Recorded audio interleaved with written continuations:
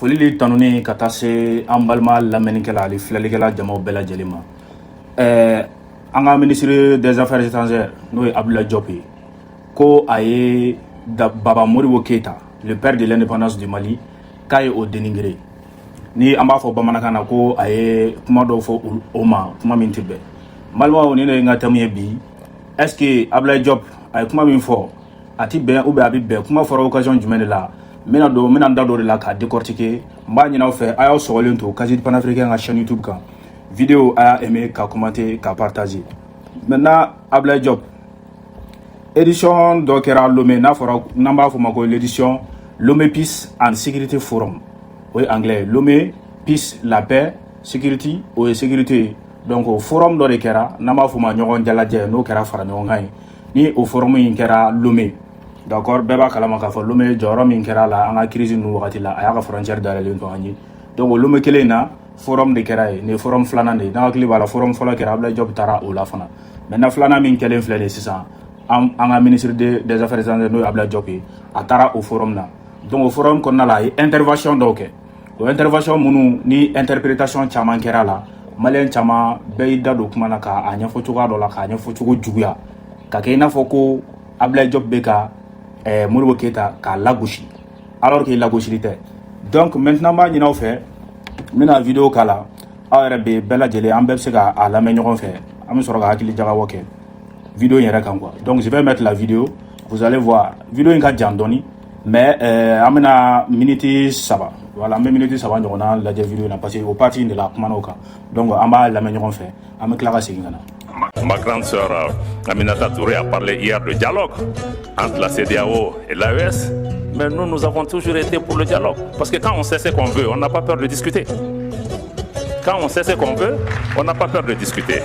Et naturellement, il est arrivé un moment, je dis ça parce que c'est important, il est arrivé un moment quand mon pays était sous sanction. Malheureusement, Lomé était la seule capitale que je pouvais visiter en Afrique de l'Ouest.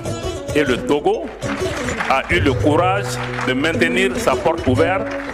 de maintenir le dialogue avec nos pays. Et si on avait écouté le Togo, encore une fois, je ne jette pas de fleurs, si on avait écouté le Togo,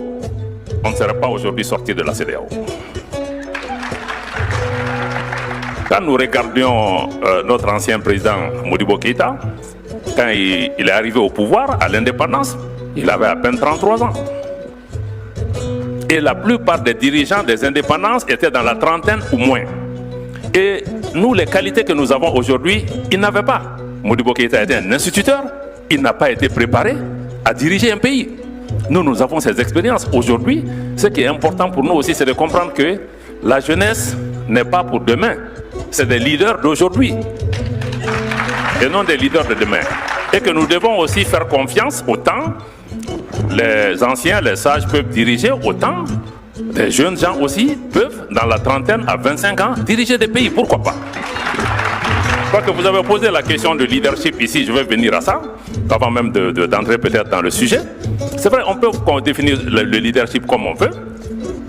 Mais bon, dans le cas de dire, bon, c'est un leadership, c'est une vision, comment quelqu'un peut créer la connectivité avec ses citoyens, comprendre leurs besoins,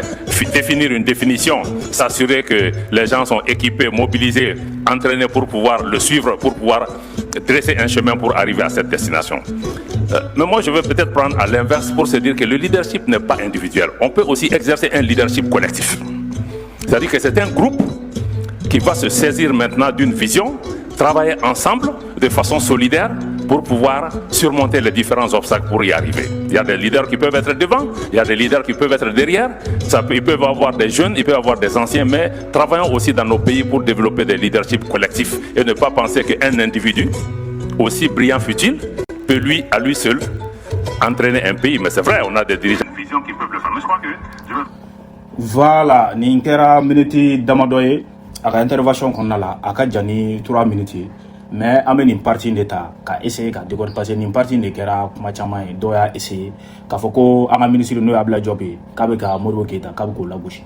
k'a yira la k'a fɔ kuma min fɔra nin kɔnɔna la lagosi fan si tɛ nin na, lagosi fan si tɛ nin na. A y'a yira de k'a fɔ ko farafindenw, parce que caman b'a ye a bɛ fɔ an ɲɛna ko du courage, tu es jeune, il y a des fous, il y a bagage de chien qui est du courage, tu es jeune. que jeune ko kuma min be fo anyana sisan a be ko mina fo fin do a be ga do galabu faka konna la quoi du fait qu'elle faut e ma t'es jeune au lieu de an encourager ka barake a be ga an galabu de fa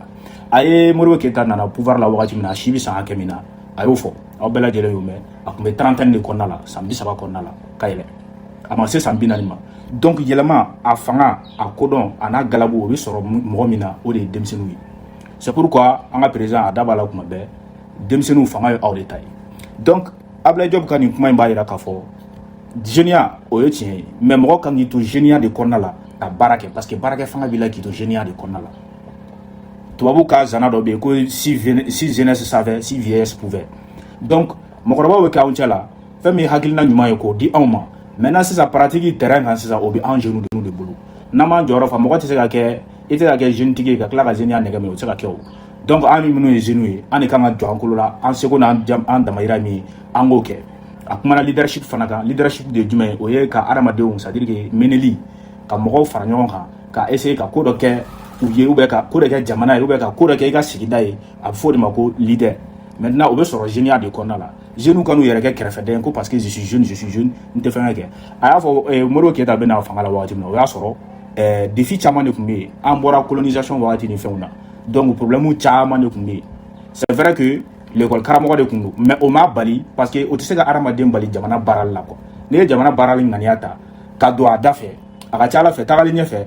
faamuya ni fɛn minnu bɛ yen nɔ i b'olu bɛɛ lajɛlen sɔrɔ mais bi bi in na n'i y'a ta k'a lajɛ information b'an bɛɛ bolo fɛn o fɛn ka di ye kalan na i bɛ se k'a kɛ avec l'internet connexion ni fɛn ninnu fɛn caman ka nɔgɔ olu ka wagati la o si tun tɛ yen mais a y'a kolo gɛlɛya mais anw ka wagati la sisan nin bɛɛ lajɛlen bɛ yen donc an fana kan k'an kolo gɛlɛya normalement anw kan ka tɛmɛ Modibo Keita ye Mali bila yɔrɔ min an kan ka tɛmɛ o de kan donc an ka ministre a y'o de fɔ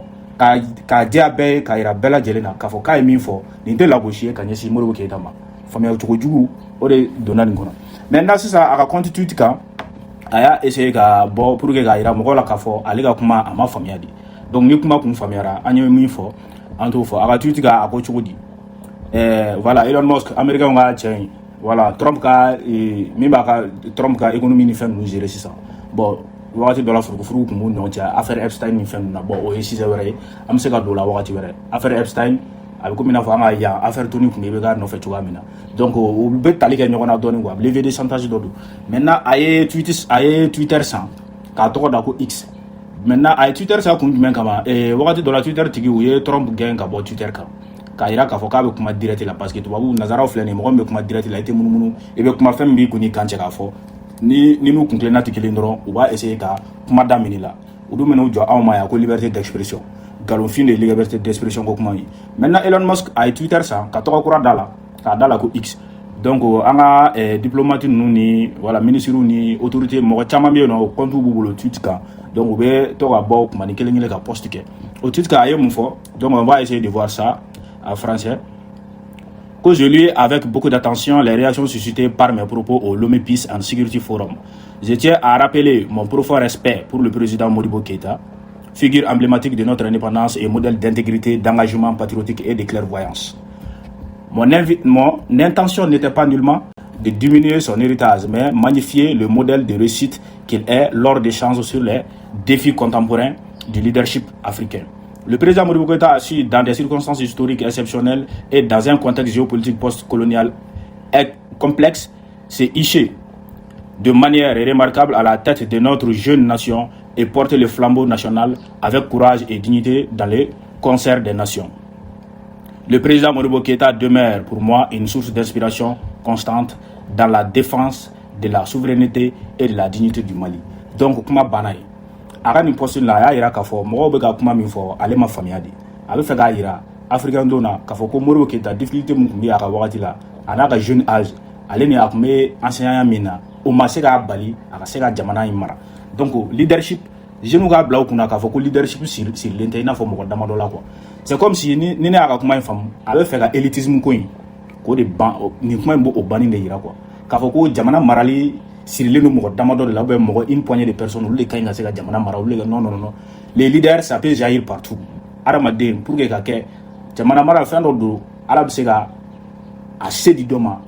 dɔw bɛ bon ni aw hakili b'a la